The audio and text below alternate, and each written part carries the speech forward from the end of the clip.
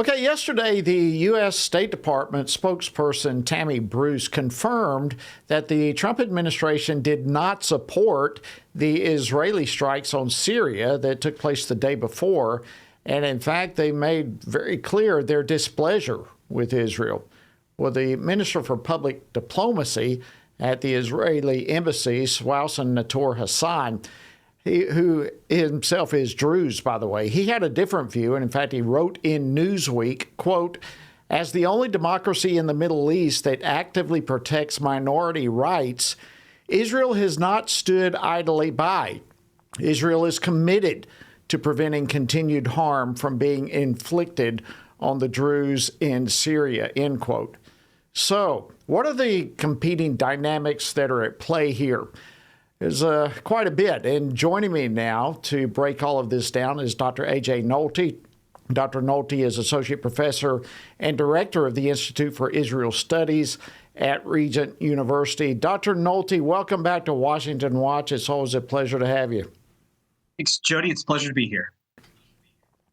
All right, so let's begin. First of all, we probably have some viewers and listeners who are not familiar with the Druze. So why don't we begin by explaining who this group of people, who they are? The Druze are probably one of the more unique communities in the Middle East. They broke off from Shia Islam sometime around the 11th century, and they've always been, in terms of theology, a little bit secretive about their beliefs. Their beliefs are very tied in with different types of mysticism, and they've brought in some elements that are probably more outside the Islamic norm or mainstream in terms of their theology, possibly from other pre-existing religious traditions.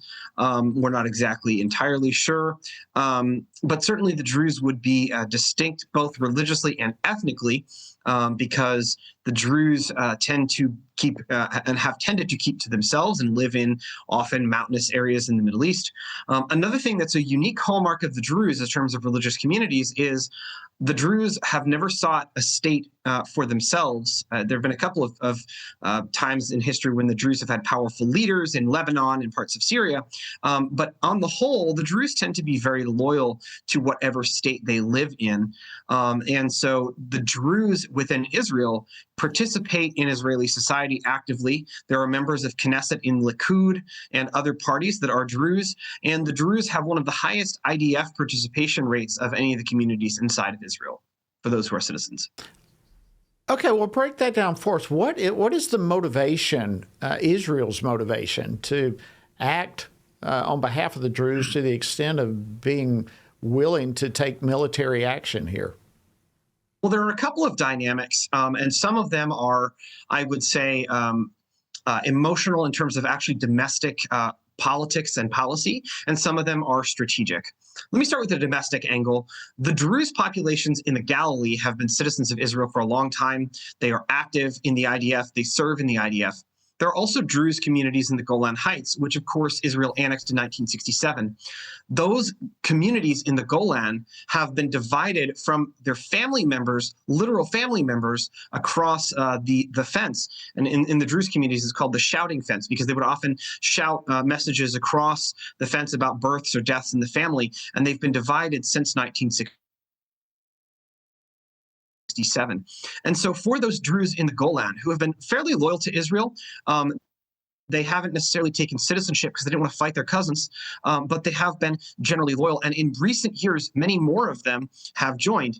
And so these Druze were, let's just say, very much agitating for Israel to defend their cousins. And many of them were, in fact, going across the border to see family. And also some youth were maybe going to potentially fight alongside the Druze in southern Syria.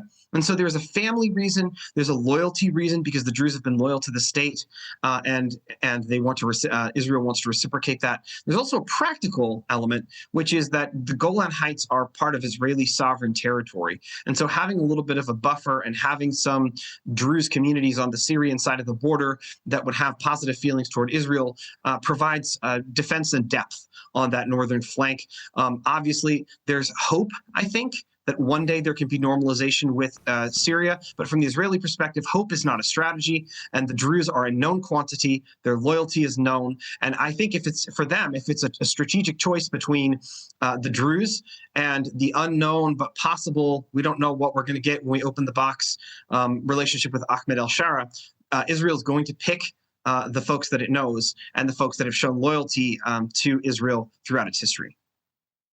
Interesting. So let's break this down then in terms of the relationship between Prime Minister Netanyahu and President Trump here. They have seemingly been right in sync with one another for quite some time as the war was taking place and so forth. But now that seems to have developed into a disagreement here. What do you make of this apparent policy disagreement between the two? I think we should always keep in mind with President Trump that he has a lot of irons in the fire in the Middle East. He's trying to work a lot of different relationships. And there is that Ahmed al-Shara piece. And so part of the dynamic with al-Shara is there's some tension within the Sunni Arab community in the Middle East between sort of what I would call the pro-Saudi bloc and another bloc that's more comfortable with the Muslim Brotherhood and other sort of Islamist and fundamentalist groups, and that would be led more by Turkey and Qatar. Al-Shara was backed heavily in the past by the Turks and the Qataris, but now there's been an opening with the Saudis. And I think President Trump wants to encourage Al-Shara to join that Saudi bloc and also join the Abraham Accords. So he's concerned about that longer term strategy. And also by criticizing Israel's strikes on Damascus, he allows himself to be positioned as sort of an honest broker between Syria and Israel, because if he comes out in support of what Netanyahu just did, and let's be clear, some of Netanyahu's strikes were in Damascus on Syrian military targets. If Trump comes out in favor of that, it becomes much more difficult for him to then try to negotiate between Israel and Syria as an honest broker. So I think there's a lot of careful diplomacy that is going into the distance that appears to be publicly created. As we know from the run-up to the situation with Iran, sometimes when there appears to be daylight between Trump and Netanyahu, we find out that there's actually more going on. And so I wouldn't necessarily be too concerned about this causing a permanent rupture between the two men. I think Trump is playing Middle Eastern politics and is probably playing the hand he's been dealt about as well as he can.